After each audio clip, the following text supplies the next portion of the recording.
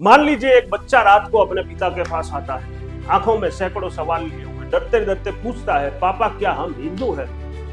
पिता मुस्कुराकर कहते हैं, हाँ बेटा। बच्चा झिझकते हुए अगला सवाल करता है, तो फिर हमारे धर्म को गंदा क्यों कहते हैं? मनुस्मृति ने हमको नीचा क्यों बनाया?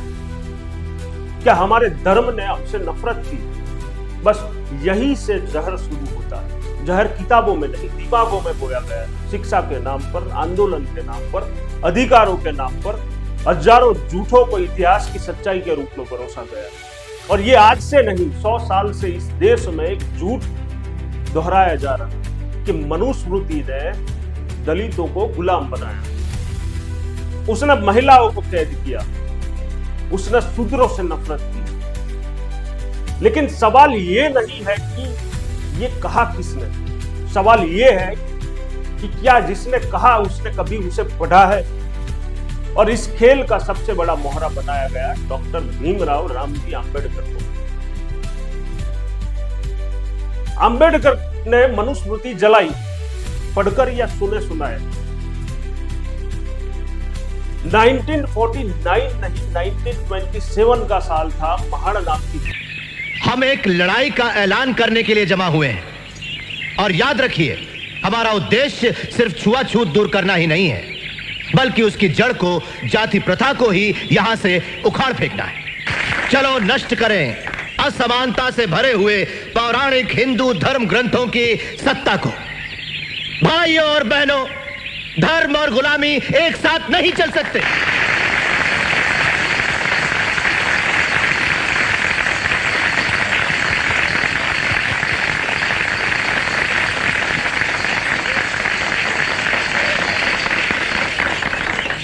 भाइयों और बहनों, वैसे तो जन्म से मैं ब्राह्मण हूं, लेकिन मनुस्मृति के सिद्धांतों का स्पष्ट निंदक हूं। वो प्रतीक धर्म का नहीं, बल्कि भेदभाव, क्रूरता और अन्याय का प्रतीक है। मेरा तो प्रस्ताव है कि पीढ़ी दर पीढ़ी चले आ रहे दुखों की इस जड़ का, मनुस्मृति का खुलेआम दहन किया जाए।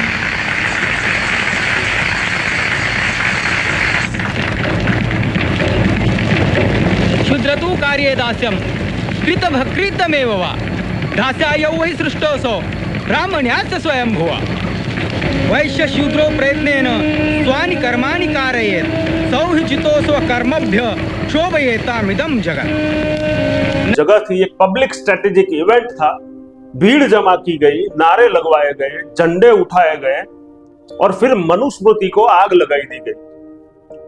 वो दृश्य आज तक फोटो की तरह घुमाया जाता है, लेकिन एक बात किसी ने नहीं बताई। ये कौन सी मनुस्मृति थी? क्या ये किसी वैदिक परंपरा की असली पांडुलिपि थी? किस संस्कृत विद्वान ने इसे प्रमाणित किया था?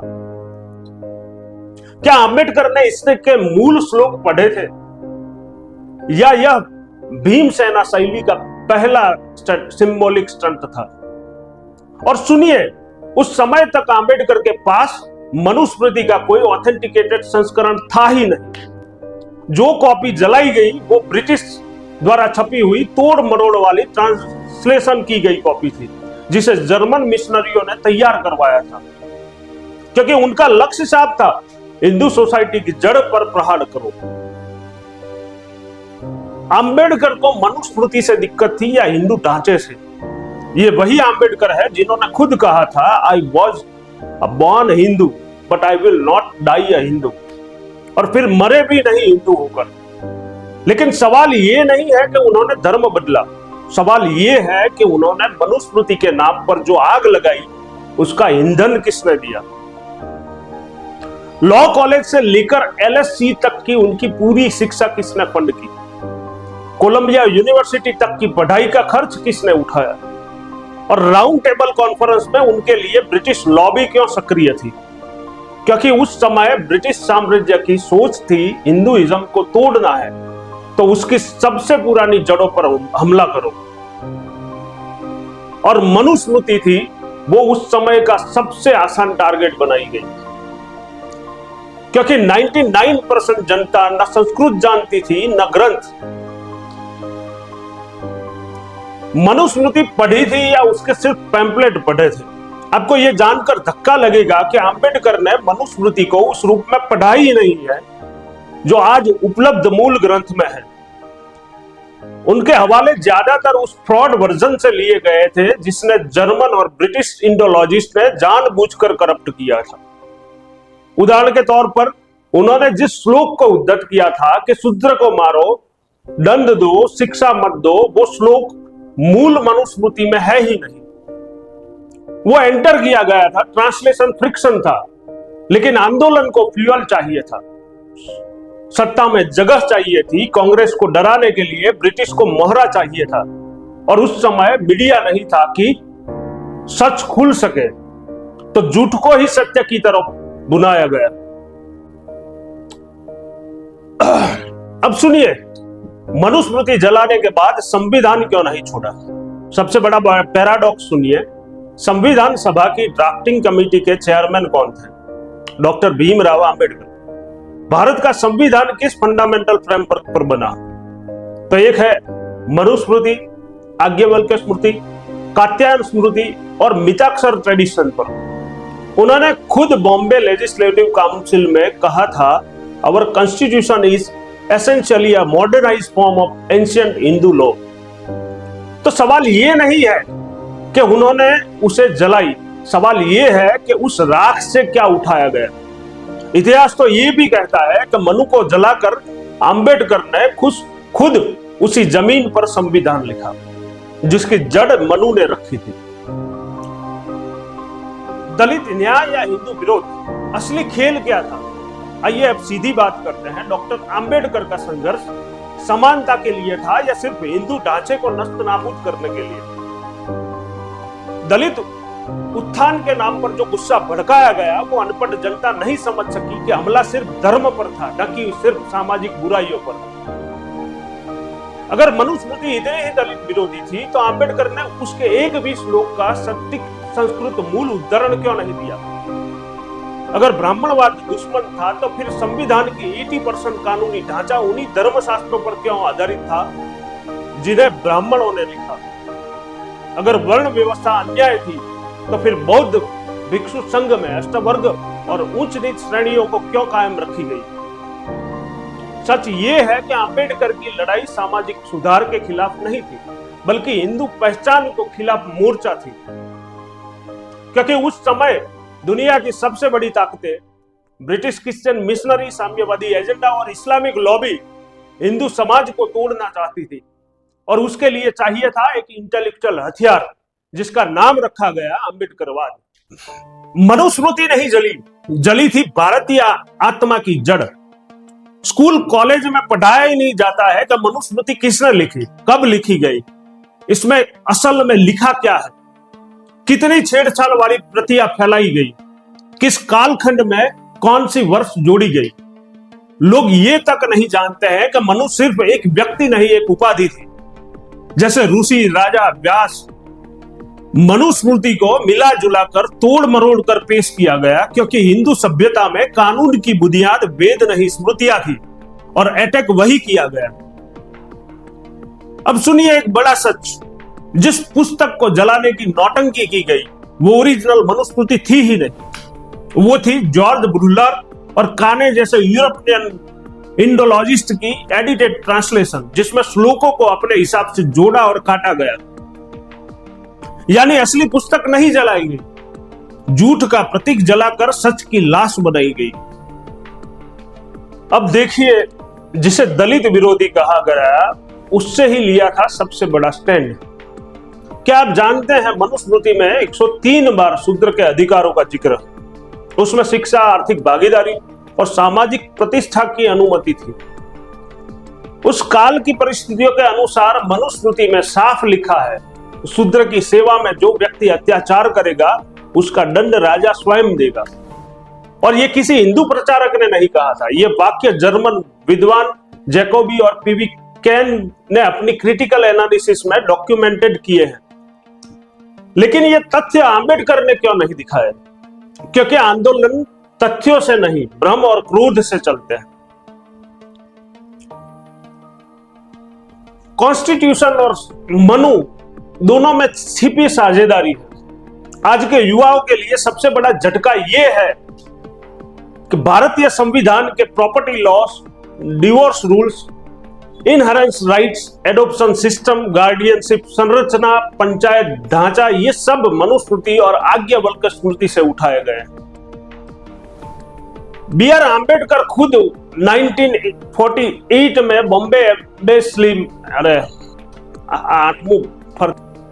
कॉन्स्टिट्यूशन और मनु दोनों के बीच में एक छिपी साझेदारी आपको देखने को मिलेगी। आज के युवाओं के लिए सबसे बड़ा झटका यह है कि भारतीय संविधान के property laws, divorce rules, inheritance rights, adoption system, guardianship, संरचना, पंचायती ढांचा, ये सब मनुस्मृति और आज्ञावल्क्य स्मृति से उठाए गए हैं।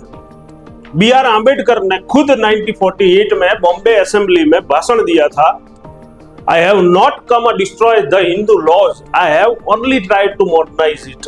तो फिर सवाल, अगर मनुस्मृति जलाने से न्याय मिला था तो उसी मनु के प्रिंसिपल से संविधान क्यों बनाया? अगर हिंदू ग्रंथ दलित विरोधी थे तो उसी फ्रेमवर्क पर मौलिक अधिकार क्यों रचे? और अगर आम्बेडकर को मनु से इतनी नफरत थी तो वेदों, उपनिषदों और भगवत गीता की आलोचना क्यों नहीं की ओपनली? क्योंकि निशाना धर्म नहीं, राजनीतिक सत्ता थी। आइए अब जानते हैं ये आम्बेडकर को हवा किसने दी, ये आंदोलन कहां से फंड होता था। इतिहास की सबसे छुपाई गई सच्चाई ये है कि मनुस्मृति दहन कोई दलित स्पॉन्टेनियस मूवमेंट नहीं था, यह ब्रिटिश गेम प्लान का एक हिस्सा था। 1926 से लेकर 1935 के बीच आम्बेडकर की राजनीतिक गतिविधियों को Christian missionary organisation, Fabian communist और ब्रिटिश इंटेलिजेंस से फंडिंग मिलती थी। डॉक्टर एलेनोर जेलियट, जो अमेरिकन स्कॉलर है, उन्होंने लिखा है कि the Mahar movement led by Ambedkar was systematically supported by British to counter Gandhi's Hindu unity idea. Columbia University के आर्काइव में उनके स्कॉलरशिप का स्रोत British government plus Christian groups द्वारा दर्ज है। राउंड टेबल कॉन्फ्रेंस में उन्हें गांधी के बराबर सीट देकर बैठाया गया। क्यों? दलित प्रेम के कारण या हिंदू समाज की जड़ काटने के कारण? क्योंकि अगर हिंदू समाज एक रहता तो भारत जल्दी आजाद हो जाता और इसीलिए हिंदू समाज को कास्ट के नाम पर तोड़ना था और मनुस्मृति उसके लिए एक परफेक्ट विलन बनाई गई। अब जानते हैं बुद्ध धर्म ग्रहण या फिर हिंदू विरोध था इनका। 1956 में लाखों लोगों को इकट्ठा किया गया और आम्बेडकर ने 21 प्रतिज्ञाएं दिलवाई। जरा उन प्रतिज्ञाओं की भाषाओं को देखिए, क्या कहते हैं वो लोग? मैं किसी हिंदू देवी देवता को नहीं मानूंगा, मैं ब्रह्मा विष्णु महेश को नहीं पूजूंगा, मैं राम कृष्ण को ईश्वर नहीं मानूंगा। अब सवाल ये नहीं है कि उन्होंने बौद्ध धर्म अपनाया, सवाल ये है कि उन्होंने बौद्ध धर्म बताया या सिर्फ हिंदू विरोध पढ़ाया। उन्होंने बुद्ध को भी हिंदू धर्म से काट कर पेश किया, जबकि बुद्ध खुद लिखते हैं, मैं वेदों का अस्वीकार नहीं करता हूं, संन्यास से पहले मैं क्षत्रिय था, हिंदू था, लेकिन एजेंडा साफ था, हिंदू आइडेंटिटी से तिरस्कार करो, दलितों को बताओ कि तुम्हारा दुश्मन भगवान नहीं तुम्हारा धर्म है। एक पीढ़ी ऐसी तैयार करो जो शास्त्र ना पढ़े, बस नफरत पढ़े, और उनको सफलता मिली। मनुस्मृति जलाने का असली मास्टरमाइंड कौन था? 1920 के बाद मिशनरियों के पास नए हथियार नहीं बचे थे। फिर लॉर्ड इरविन, विलियम हंटर और वेरियन एल्विन जैसे ब्रिटिश एजेंट ने यह प्लान बनाया कि मनुस्मृति को टारगेट किया जाए, क्योंकि यह फाउंडेशन है हिंदू सोसाइटी की। और 1927 तक डॉक्टर आम्बेडकर को प्रतीकात्मक दहन का एजेंडा सौंप दिया गया। आपको चौंकाने वाली बात बताता हूं, जिस कॉपी को आम्बेडकर ने जलाया वो जॉर्ज मुहलर द्वारा पब्लिश की गई ट्रांसलेशन थी, ना कि किसी वेद पाठी ब्राह्मण द्वारा लिखी गई असली स्मृति, यानी असली किताब नहीं, तोहमत जलाई गई। आइए जानते हैं आज के दलित नेता क्यों नहीं पढ़ते हैं मनुस्मृति, क्योंकि अगर पढ़ ले तो आंदोलन ही बंद हो जाएगा। और ये 5 तथ्य जो है वो आपको कभी नहीं बताए जाएंगे, और वो है, पहला, मनुस्मृति कहती है शूद्र को भी न्याय का अधिकार है और राजा उसका संरक्षक। दूसरा, मनु कहता है जो ब्राह्मण अधर्मी हो उसे दंड दो और जो शूद्र धार्मिक हो उसका सम्मान करो। तीसरा है, मनु के समय में जाति जन्म से नहीं बल्कि उसके कर्म और शिक्षा से तय होती थी। चौथा, संस्कृत विद्वान लक्ष्मीधर मेधातिथि और गोविंद राजा ने अपने कमेंट्री में लिख दिया है कि जाति स्थिर नहीं है, परिवर्तनशील है, और किसी भी पांडुलिपि में दलित शब्द कभी नहीं आता है। यह शब्द जो है वो 1810 के बाद ब्रिटिशरों ने गढ़ा।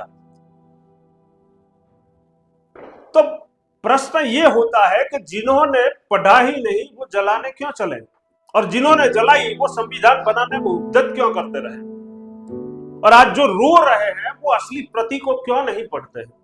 क्योंकि झूठ बिकता है और सत्य को पढ़ना पड़ता है।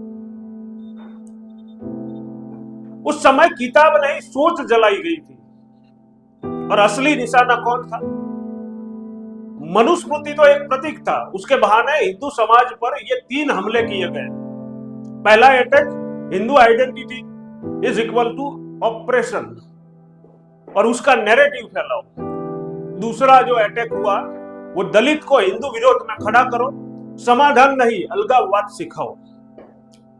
तीसरा अटैक, जो खुद को दोषी महसूस करेगा वो ना अपनी जड़ बचाएगा ना अपना इतिहास, और स्थिति आज यही है। जो जाति व्यवस्था के खिलाफ बोले वही कास्ट बेस्ड आरक्षण की राजनीति करता है, और जो मनु को जलाए उसी के प्रिंसिपल से बने संविधान पर शपथ लेता है। जो धर्म का विरोध करे उसके बच्चे मंदिरों की जमीन पर कॉलेज बनाकर करोड़ों कमाते हैं। यानी मनुस्मृति नहीं जली, हिंदू आत्मगौरव को जलाया गया है। आइए जानते हैं आंबेडकरवाद बनाम सत्य का आईना। आज आंबेडकराइट कहलाने वाले लोगों से बस एक सवाल पूछिए, आंबेडकर ने जिस पुस्तक को जला दिया था उसी सभ्यता के संविधान को लिखकर वो क्या सिद्ध करना चाहते थे? लेकिन वो जवाब नहीं देंगे, क्योंकि यह आंदोलन तर्क से नहीं पीढ़ियों से भरे गए जहर से चलता है। आंबेडकर ने कौन सी वैदिक शिक्षा ली? उन्होंने किस संस्कृत शास्त्रार्थ में भाग लिया?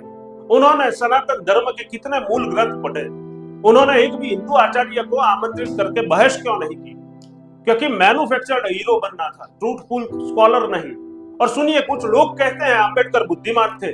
हाँ थे, लेकिन बुद्धिमत्ता और प्रामाणिकता में फर्क होता है। क्या उन्होंने जातिवाद को खत्म किया? नहीं। उन्होंने दलित उत्थान किया? नहीं। उन्होंने सिर्फ एक काम किया, हिंदू जाति को आत्मद्वेष का इंजेक्शन दिया, और आज वही इंजेक्टेड हेट्रेड राजनीतिक उद्योग बन चुका है। और लेफ्टिस्ट का प्लान कैसे सफल हुआ? ब्रिटिश ने 3 काम किए। एक तो वेद को नहीं छेड़ा क्योंकि वो दार्शनिक थे, उन्होंने पुराणों को नहीं छेड़ा क्योंकि वो कथात्मक थे। मनुस्मृति को टारगेट किया क्योंकि वो सामाजिक संरचना की एक रीढ़ थी। अब देखिए, 1910 से पहले मनुस्मृति पर कोई सार्वजनिक बहस नहीं थी। 1915 के बाद मिशनरी स्पॉन्सर्ड पैम्फलेट बंटने शुरू हुए। 1927 में पहला सिंबॉलिक दहन होता है, और 1935 में सेपरेट इलेक्टोरेट की मांग शुरू हुई। 1956 में धर्मांतरण आंदोलन होता है, और आज वही नफरत यूनिवर्सिटीज में पाठ्यक्रम बन चुके हैं। और ये संयोग नहीं है, साजिश का टाइम बाउंड एग्जीक्यूशन है। आज का दलित आंदोलन सच्चाई से क्यों भागता है? क्योंकि अगर सच्चाई सामने आ जाए तो पूरा ढांचा ही ढह जाएगा। आज जो सबसे ज्यादा मनुस्मृति को गाली देता है उसने आंबेडकर की ये बात क्यों नहीं पढ़ी?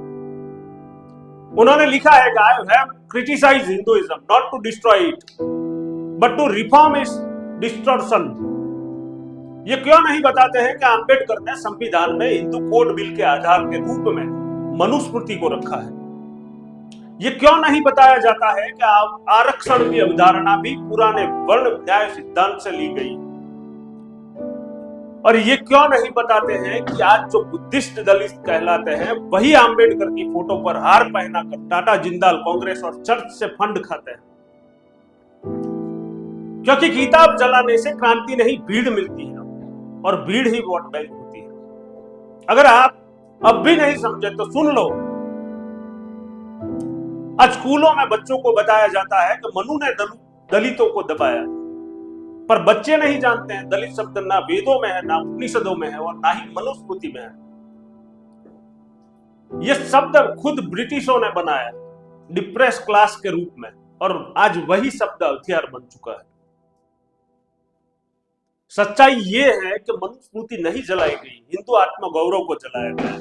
और अंबेडकर ने धर्म नहीं बदला, राजनीतिक धर्म युद्ध छेड़ा है। जाति समाप्त नहीं की, जाति आधारित घृणा का उद्योग बना दिया है।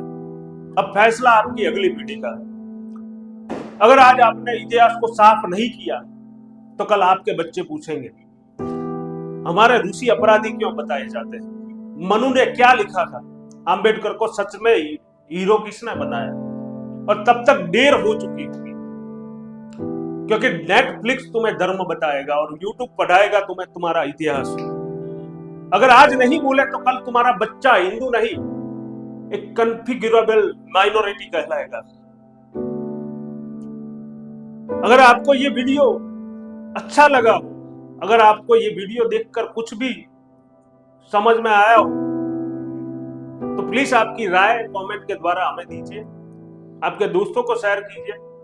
अगर मेरी बातों से आप सहमत हैं तो ये वीडियो को लाइक करिए और ऐसे ही वीडियो देखने के लिए हमारे चैनल को सब्सक्राइब करिए। एक नए टॉपिक के साथ फिर मिलेंगे, तब तक के लिए गुड नाइट, गुड बाय।